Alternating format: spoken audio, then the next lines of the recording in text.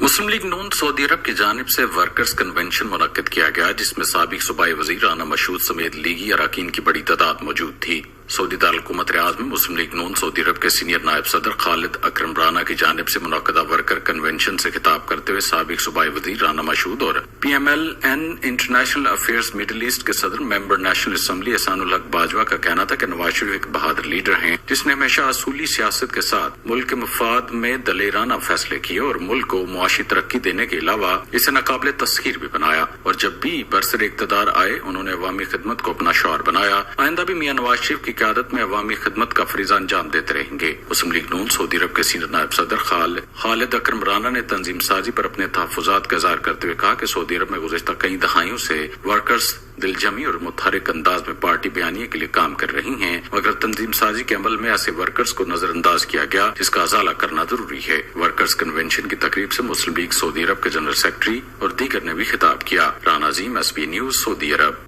سیتھیز life style